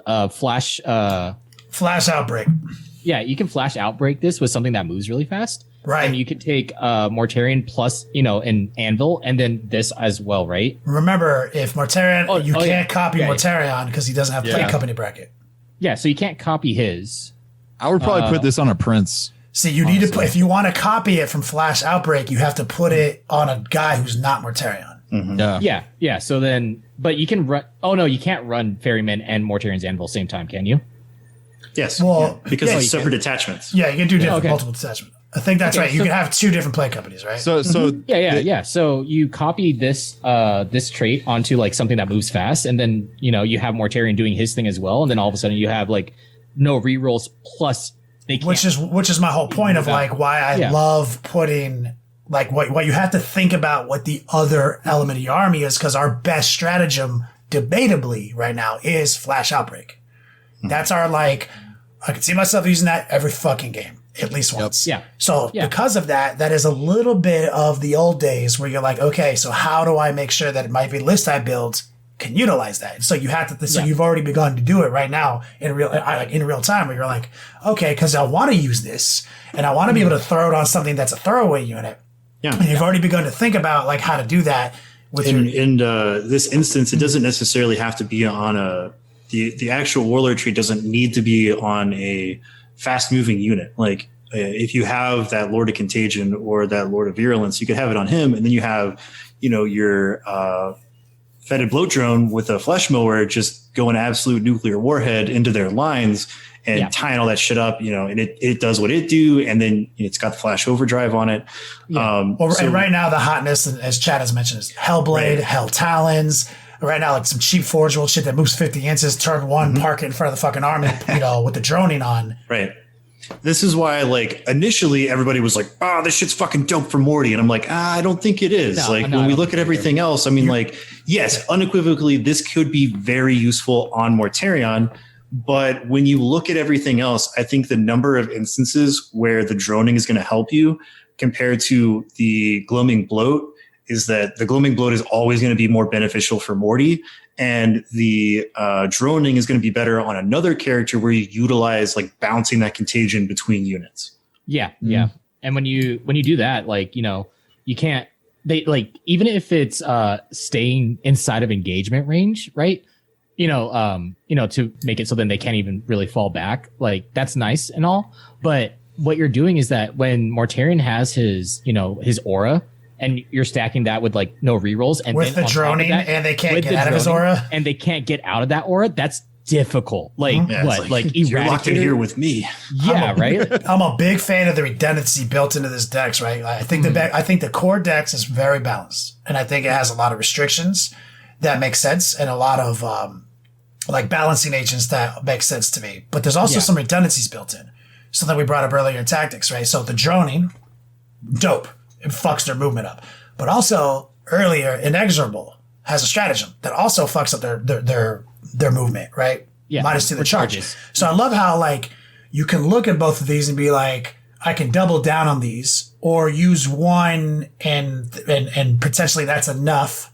Maybe in some situations I want both. Or you can look at Gloaming Bloat and realize that Mortarion's other Warlord trait is 3-inch aura shutdown. Right, he already has that. So he has another doubling down there.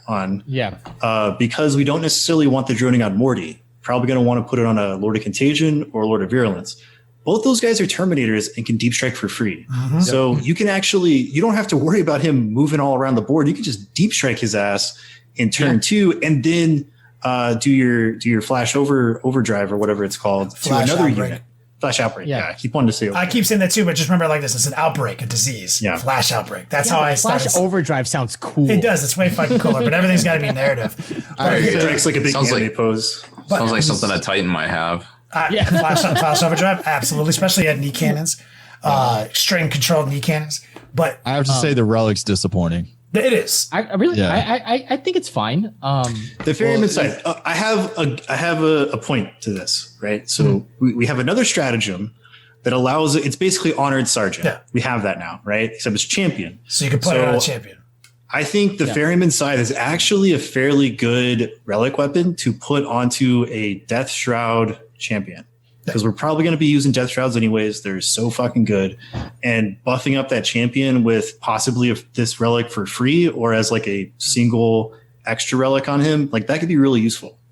Yeah, and I mean, it's a cleave, so you don't get stuck in by hordes or anything, right? It's still good. I think that the relic's fine. Yeah. It is. And so now we have a lot. So, there's so much to this, right? So much to unpack because, the contagions are such a big part of this. This is our cheat code. This is what we have that other fucking people don't have, right? And so now we get to go scheme endlessly on different ways to deploy them, right?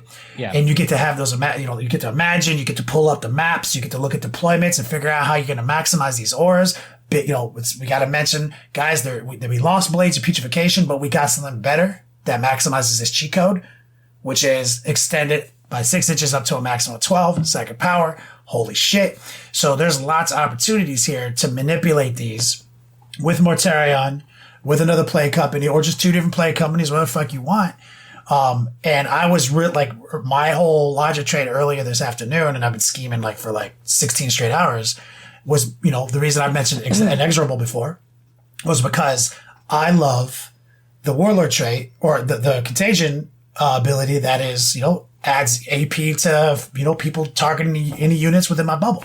I've always loved that, but I was willing to use it when it was only against vehicles in 7 inches. I was willing to use it. Yeah. And now that it's anything and I can flash outbreak it, and I've got PBCs in the backfield. Like, I love the idea now. And I wasn't even thinking that way. I was like, let me blow a journey. What do I do? And now I love the idea of like, holy shit, I got like a Lord of Contagion, right? Who has a built-in +3 to his personal contagion bubble, right? So he could just be walking around the backfield, just doing thug shit with his death shroud, just making his aura bigger and bigger. And it's going to be 12 inches in no time. And so now there's this new pocket of ferric miasma. And then if I need it, like a rhino on its last wound just like drives over here, fucking flash outbreak to it, and now all this shit's under the influence of ferric miasma, and then my mortars all fucking target that shit. Maybe it's like intercessors and cover, and now I'm undoing their cover essentially with the extra AP, and then like fucking rhino explodes, pay CP to kill another guy. Like there's all these little fucking things. You know what I'm saying? Like, I wasn't even thinking this way. And so I love the redundancy of like how this is there's more than one way to do everything in this, or you can just be as redundant as you want. Yeah. This is another one where like, I think it's actually pretty handy if you have it on a Terminator Lord, because you can deep strike him with a unit of Death Shroud. So they have the bodyguard rule, can't target him, right? He's got this. It's already +3 on the Lord of Contagion, right? So on turn 2, that's what, 5 inches? And then you have a psychic power that you can just toss on him, right, in the psychic phase, and increase it by 6 inches. So even though he just deep struck everything within 11 inches, you now have -1 AP against in the shooting phase. Like, and that's a way to do it with no CPs. Yeah. Mm-hmm. It's that, and that's fun. Like there's so many different ways that, like what you were saying, Kenny, like, you know, this is like a well-balanced codex because you just have so many options that you can run around with. And it's cool because like, you know, with the rest of the 9th edition codexes that are going to come out, that isn't like, you know, Space Marines, you know, it's nice to see all these different options. And even if like you're a new player, right? Like you have this huge toolbox of stuff that you can play around with any unit. One of the things we talked about in the pre-show is like, I'm a diehard Ultramarines player. And like the thing about the Ultramarines is they don't over specialize like the other chapters. They're hyper tactically flexible. They have an answer for everything. And it was kind of weird because I'm looking at the Deathguard, I'm looking at their stratagems and how this army plays now. And I'm like, dude, this is like the chaos version of Ultramarines. Like they have an answer for everything. And that feels really cool because you get to have a little bit of that and be super like stocky and hard to kill. And it's also kind of cool when you look at this, like nobody's really talked about this, but like their whole theme of this codex is not that they're like buffing themselves up. They just have a lot of really solid units and they're debuffing everybody else. Yeah. Right. So like the Space Marine thing, like their whole list building aesthetic is about like having these cool units, but then buffing the shit out of them to where they become like demigods. Whereas the Death Guard, we're just like, yeah, we're fucking thick and we're here and we're going to make you sick and bring you down, take away all your buffs. So it's also super. What a cool way to finally do that narratively, right? If this game is just numbers with skins around it and then some spicy narrative cheat codes, they did a good job of finally making the, you know, Ultramarines not feel boring, right? Like after all these years of trying to figure out a way to make the people who are like balanced not feel boring, they did it. And now they finally made Deathguard feel like like the contagion that they are, right? That you read about, where it's like, before we used to have like dumb little rules where it's like guys within 7 inches of us on a 6-up take a wound and take, you know, dumb things that were meaningless. You know what I mean? And now it's like, oh, dude, I can change your movement characteristics, son. I can fucking make you do mortal. I can put mortal wounds on you. I can basically remove your cover, you know, with ferric miasma. Like I can. Yeah. It's cool. Like, and they did the same thing with like even Necrons as well and their codex, right? Like with their dynasties and all the stuff that you get to interact with that way. And then you see this one as well. It's such like, it just feels like everything that isn't Space Marines is getting like these really interesting and very thematic rules. Creative rules. I think George just mentioned that in chat. It's creative. Yeah. Yeah. I really, really like this codex. And I'll say this too, like if you're looking at Deathguard and you're worrying about what's going to happen to your codex, like don't, because what we're seeing now moving into 9th edition is how like all of these codexes are getting to a point where rather than the next codex being like the hot thing that just overpowers the meta for the next 2 months and then the next thing and then the next thing, we're getting stuff brought up to a relatively even place. Right. So the Death Guard has powers, they have pros and they have cons, but overall they're very solid, right? And I hope that's what we see with all of them, because one thing that I've talked about on the podcast before is like what I want to see in 40K is not like perfect balance, because we're never going to get that. 40K is an asymmetrically balanced game. But what I hope is that whenever you see another army across the table, that you respect it. I want every single faction to be respectable rather than like, oh man, I'm playing like, you know, the hot medalist. I'm about to dump on these hobos right now. Yeah, and then like, oh, I'm playing. You walk up to the table. You're like, oh shit, I'm playing against that army. I'm playing Tyranids. Time to get a free fucking win. You know, like I don't want that. Hey, nobody wants. Got him. I mean, let's be honest, it's not Nids. Yeah, I was gonna say everybody hates Tau suck. Yeah, but like nobody wants that, right? Because we all love our armies. Like everybody has a space in 40K with like what they're, you know, what they get hard to. And I want everybody to feel like respectable on the table. And I don't like what you were talking about earlier with having to always feel like you're punching up and being at a disadvantage.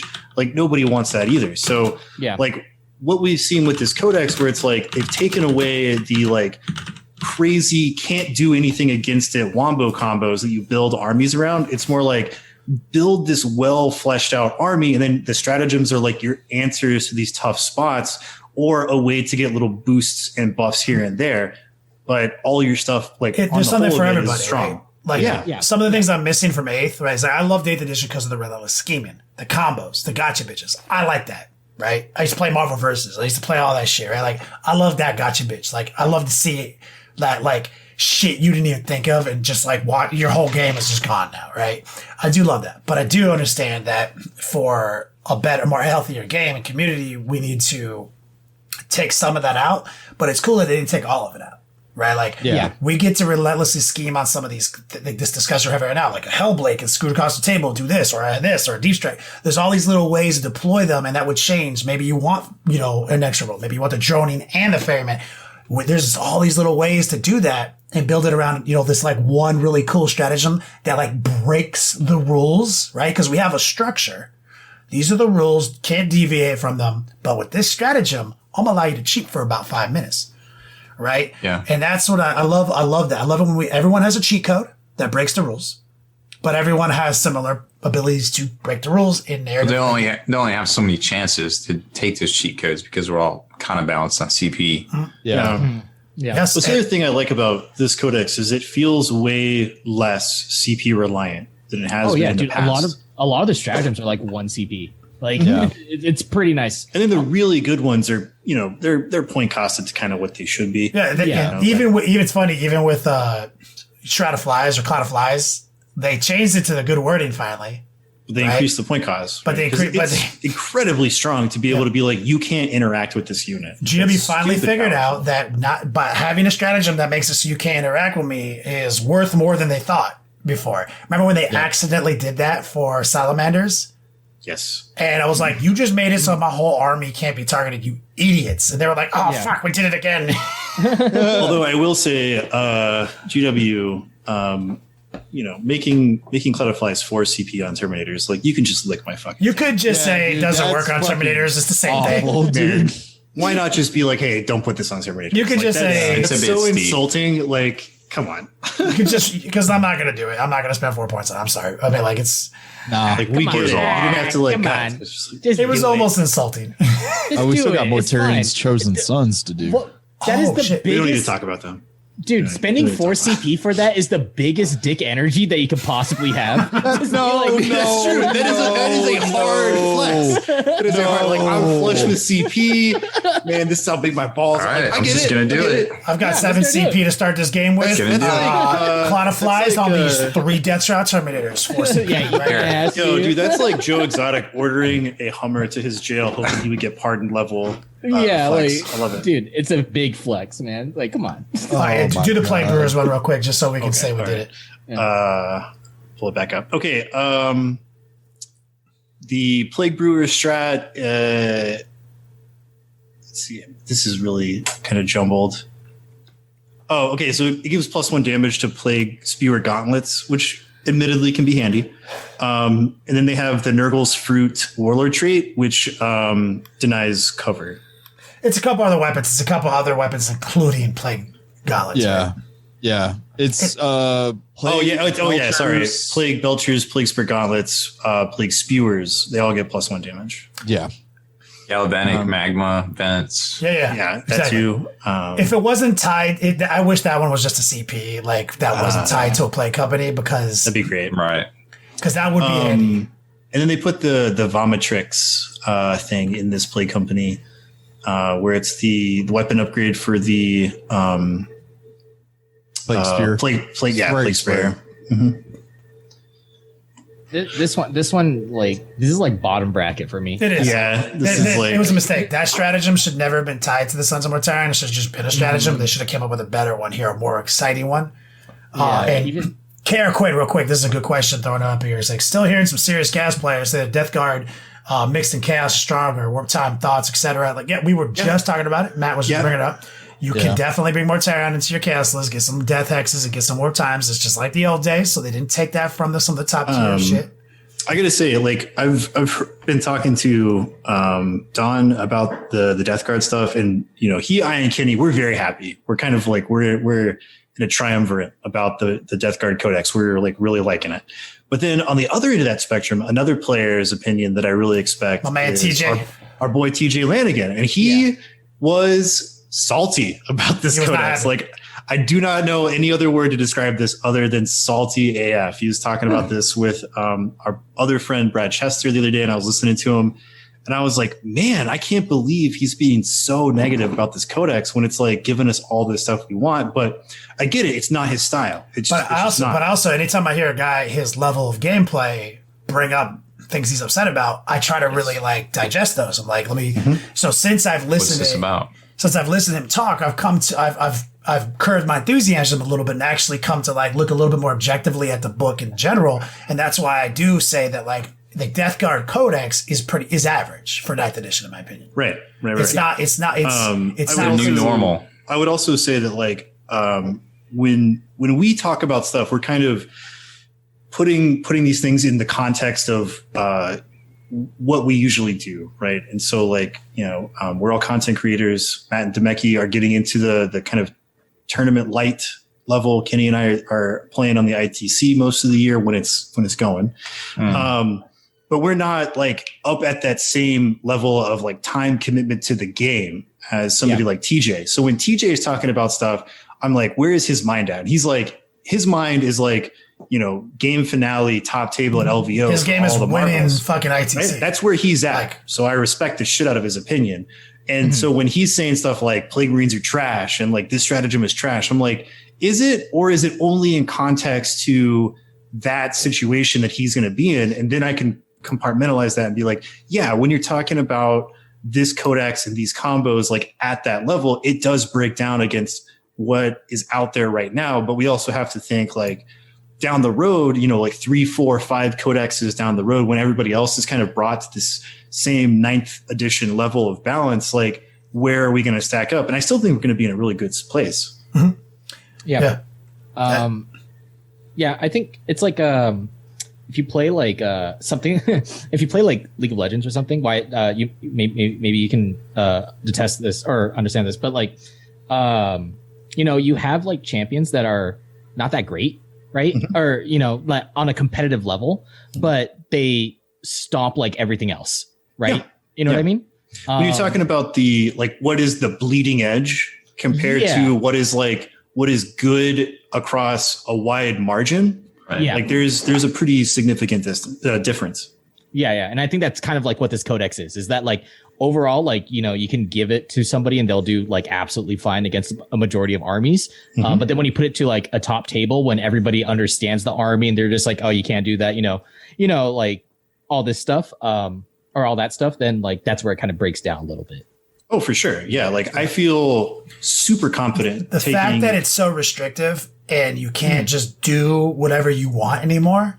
That's where I think that's the major thing to take away is like before the Deathguard had interactions where it was like, I'm going to do this and there is nothing you can do. There was literally, because of crossover, combos, it was like literally straight gotcha bitch, man. Like Sucker Punch City, dude. Like, the gotcha stuff is a great point. And like, what we are seeing is Games Workshop recognizing the fact that like the player base, like we all as a community do not like those types of interactions. We do not like the aspect of something in the game going like, I'm going to do this to you, and there's nothing you can do about it. Oh, it's to feel bad. I'm going to win And you because didn't of that. even know this was possible. Exactly, Yeah. that too. So now it's like there's going to be less of that, and so it's like they're reining in that type of stuff, and it's going to be more about like piloting the army, making the good choices. And TJ Lanigan's still gonna win all his fucking games because he's like fucking super good. Like he's still, so, like he's still TJ Lanigan. Yeah. So accessibility is Yes. higher. Army construction is easier to understand and grasp.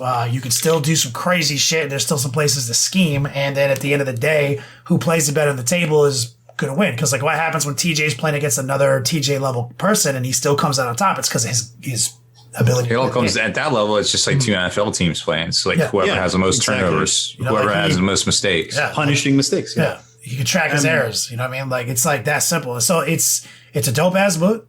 It's balanced. It really does showcase where 9th edition is going. And we have some sick ass cheat codes. We've got Contagions. We've got Flash Outbreak, and fucking Mortarion is the strongest, nastiest fucking Mortarion we've ever fucking seen. So you can jump in and fucking start dick stomping today. But it doesn't mean you're going to win a tournament.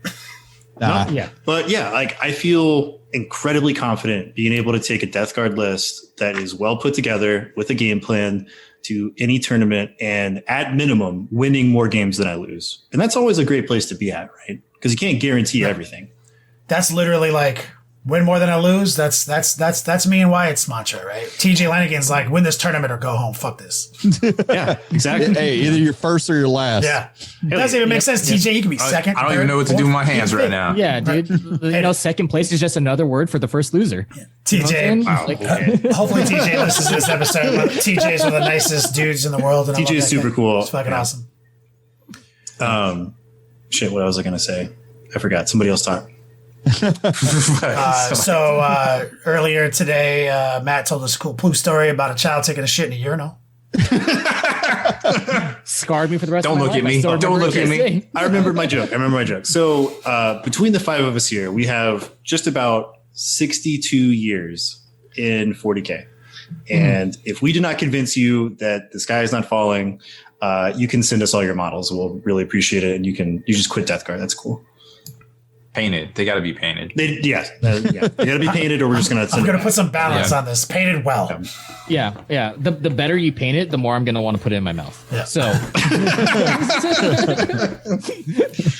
Dude, what are you doing when I'm not at the office? He's putting shit in his He's mouth. been very clear about that over multiple stuff. time frames. I don't know. Have you been listening to this He at all? puts models in his mouth, and he put assigns stuff in personal his mouth. value to the girth of the model, which he can fit in said mouth. Yeah, exactly. It's like it's a cultural thing, Demeki. You wouldn't understand.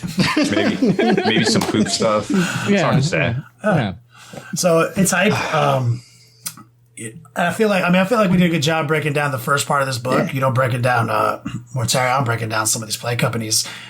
This weekend, people are going to be getting this book in their hands, going fucking nasty. I'm looking forward to you guys' next video. I really hope you guys put out a sick ass Deathguard live stream. Do you have any ETA on that? Like when people can expect to tune in? Demeki's gonna play. I'm gonna force Demeki to. Demeki, you're playing on Wednesday. So Fuck, dude. All right. So actually, Saturday I'm playing Bricky. We're doing one of our filmed battle reports. So we kind of changed our schedule. If y'all haven't noticed, we're now streaming on Wednesday, and then Saturdays we're doing recorded battle reports to put on the YouTube. So this Saturday it's new Deathguard versus Impguard. Is that what we decided on? I don't fucking know. Well, I'm bringing Deathguard. Bricky's bringing, I think, Impguard. Because he asked me to count how many Bulgrins he had.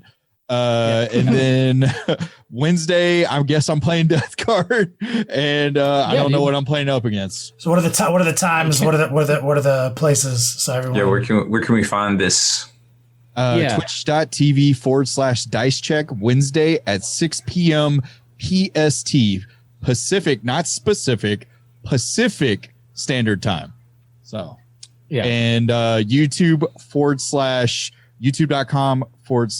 check. Dicecheck.net. Got it. Yeah, we expect to see the new releases on Saturdays. Is that your guys' content schedule? Well, our content schedule it's all over the place. I feel you. Yeah. So Respect. we are working on other projects, not Warhammer related. Like we just did our favorite board games for 2020. Yeah. So- And then, so we have a lot of stuff, but we have like backlogs of like our recorded battle reports that we're making into a montage. So then it's not like just 4 hours of just a live battle report uncut. Yeah. So we're just going to montage it up, make it like maybe like an hour long. Yeah. Instead of 4 hours of dick ball fart jokes and You us only drinking, get 1 hour. you only get 1 hour of dick Sorry, guys. ball Yeah. fart joke and us drinking. So, But it's more condensed and it attacks your brain senses. You'll go smooth brain. You'll like it. Put it in my mouth. Yeah, but yeah, exactly. It's a video that you can put in your Needs mouth. to be your. We need some, I like that. Our next year when we all go to LVO, we need some dice check shirts that just say "put it in your mouth." Yeah, just put it in your mouth. No context. Just put it in your mouth. We're all gonna wear the same mouthful. thing. We're Yeah, gonna that's- rock the strip. Yeah. I like where you're going, but I think that in the back will Yeah, the suck back. dick for plastic. Yeah. no, I kind of No, feel no, like no. we should go back to Matt's. I think you just came up with the tagline of your show. It's like video Put it in so your mouth. good. You're gonna want to put them in your mouth. Yeah, dude. Oh, it's like finger looking good. Like Yeah, it's like KFC. basically Yeah, the new yeah. KFC slogan, bro. But like, Yeah, there it is. And so now I like this shirt where it says "put it in your mouth," and then the other side it's like it says the rest. So now it's like, ooh, you're coming at me with just put it in your mouth, and then you show them the back, and it's like, Like, no, that still we're doesn't make talking about, sense, like- dog. Yeah, it's like really But it's not bright what I colored thought. marbles. You just want to put them in your mouth. Still not what I thought, but You make videos so good, it's like putting a jar of marbles in your mouth. Or Mortarion. Yeah, ready for that. Yeah. All right. Well, Yo, you might want to keep your Mortarion away, or everyone's Mortarion away from Matt. He's gonna try to put it in his mouth. I don't actually put stuff in my mouth to make it like I'm not like a disease. flash disease. Yeah, flash outbreak. flash outbreak. Put Mortarion in your mouth. 2 CPs. That's 4, just to be insulting. Well, Anyways. let's shut this one down. I think we covered everything we're going to cover, and I look forward to getting these guys back on the show again after they get some games in with Deathguard, so we have a follow up and really figure out what the hotness really is. Because like I'm not over here playing any games. I'm just sitting here in the Beast Lab, fucking painting models with a single tear rolling out of my fucking left eye, and wishing I was playing Mortarion. So I need to live vicariously through your guys' content. I'm gonna try to kill Mortarion this weekend. Maybe I'll have a report. I don't want to hear about that one. Maybe I'll kill him twice. I want everybody to tell me all the ways to take out Mortarion, so I know what to expect. Step 1, put him in your mouth. There we go. All right. Well, Rob, you want to take us out of here? Well, that's it for this one. Make sure to head over to longwar.net and become a veteran of the Long War today. And also go check out Dice Check on YouTube. Dice.net Yeah. / .edu / r Put it in your Reddit shower thoughts. Now on Twitch. .html.